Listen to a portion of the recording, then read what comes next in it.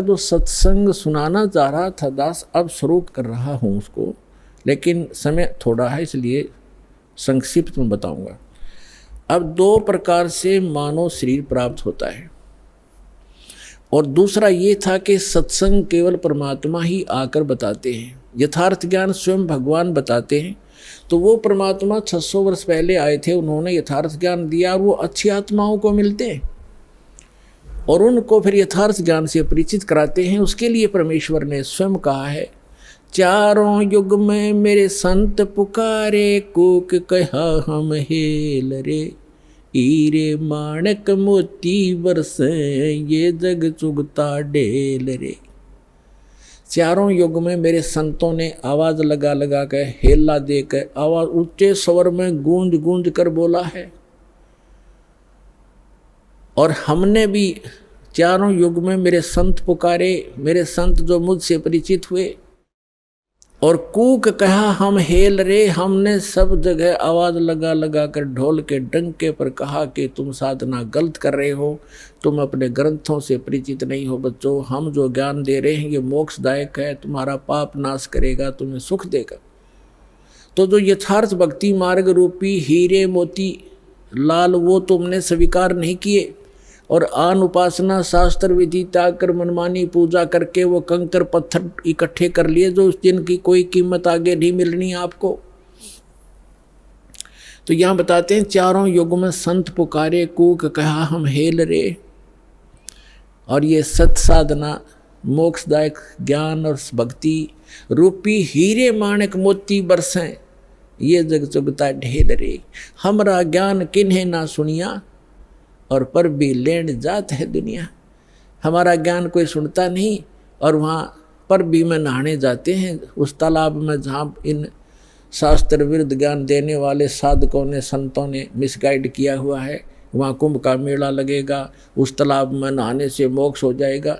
आपसे पहले तो कछुए, मछलियाँ, मेंढक रहते हैं, वो मुक्त हो जाते हैं, आपसे पहले उसके अंदर ही पड़े हैं वो। अरे बोले आदमियों, है कहीं गीता जी में लिखा कहीं पर ये जा करके पर भी लेकर आओ, या कोई अन्य मंत्र जाप करो, या श्राद्ध निकालो? बल्कि मना किया है श्रीमद् भगवद गीता में 9वें अध्याय के 25वें श्लोक में कहा है कि जो भूत पूजते हैं वो भूत बनते हैं, जो देवों की पूजा करते हैं देवलोक में जा करके उनके नौकर लगते हैं, वहाँ चले जाते हैं, और जो पितर पूजते हैं वो पितर लोक में चले जाते हैं, और मेरे पूजने वाले मुझे प्राप्त होते हैं, यानी ब्रह्मलोक में चले जाते हैं। और फिर वो 18वें अध्याय के 62वें श्लोक में कहता है कि उस परमात्मा की शरण में जा, जहाँ जिसकी कृपा से तू परम शांति को, सनातन परम धाम को प्राप्त होगा। तो कहीं पर भी पूरी श्रीमद् भगवद गीता में ना कोई तीर्थ, ना व्रत, और ना ही किसी अन्य उपासना का प्रमाण है। तो हमने शास्त्र विधि अनुसार साधना करनी है जो हमारे सदग्रंथ बताते हैं। सदग्रंथों में आपको पहले भी बता दिया कि जो वेद हैं, चारों वेद ये गॉड गिवन हैं, लेकिन 5वां वेद गुप्त था, इसने छुपा दिया। उसमें कंप्लीट कोर्स था, पूरा मोक्ष मार्ग था, पूरा ज्ञान था, वो नहीं रखा तो परमात्मा स्वयं आकर वो ज्ञान देते हैं। उस ज्ञान के अंदर ये पूरा कोर्स है मोक्ष प्राप्ति का, यहाँ के सुख प्राप्ति का, आपके संस्कार में, प्रारब्ध में, आपकी किस्मत में लिखे हुए पाप को टालने का। ये साधन वालक ने वर्णित किया है जो दास के पास उपलब्ध है, इसको प्राप्त करो। अब जो सत्संग आज सुनाना चाह रहा था दास, उसकी भूमिका बनी है 2 घंटे में। अब 2 प्रकार से मानव शरीर प्राप्त होता है। एक तो पूर्व जन्म के संस्कार, जिनके शुभ संस्कार होते हैं उनको लगातार कई मनुष्य जीवन भी मिल जाते हैं, लेकिन उन जब कभी पुण्य संस्कार कभी कब बनते हैं, जब परमात्मा तीसरी सतिथि का रूप धारण करके कभी किसी क्षेत्र में प्रकट होते हैं और वो अपनी किसी प्यारी आत्मा को यथार्थ ज्ञान बता जाते हैं।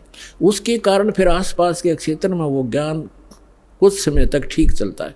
तो वो पुण्य आत्माएं भक्ति से युक्त हो जाते हैं और फिर वो लगातार कई जन्म भी प्राप्त कर लेते हैं। उन जन्मों में यदि संत नहीं मिला पूर्ण, तो वो पूर्व जन्म की अपनी जो किस्मत की जो भक्ति कमाई है उसका नाश करके चले जाते हैं।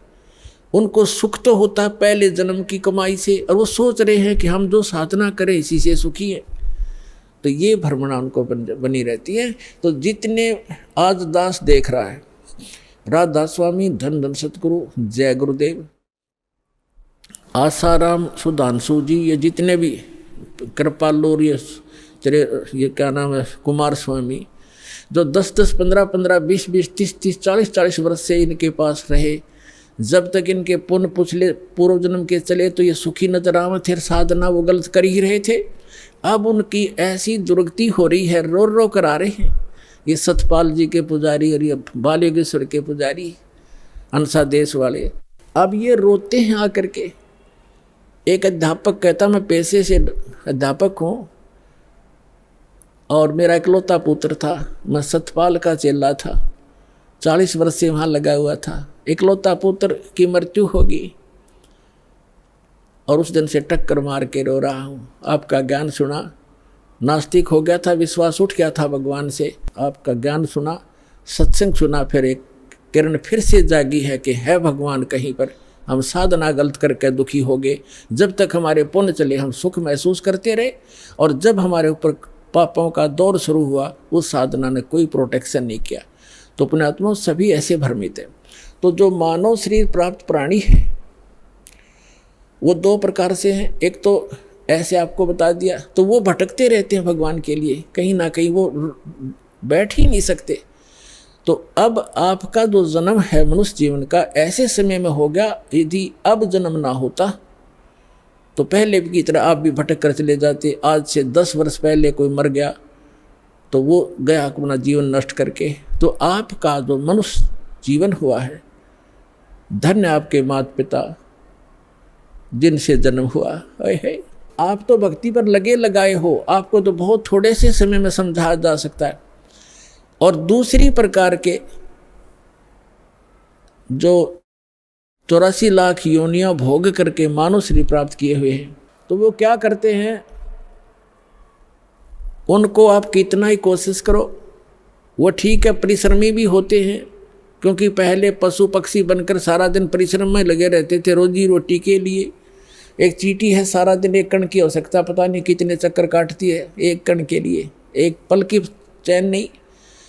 तो उनका स्वभाव ये होता है कि माया के लिए संघर्षशील रहते हैं, भक्ति के लिए कहते हैं तो कहते हैं मुझे समय नहीं, और भक्ति सुनाना चाहते हैं तो उनके गले उतरती नहीं, उठकर चले जाते हैं।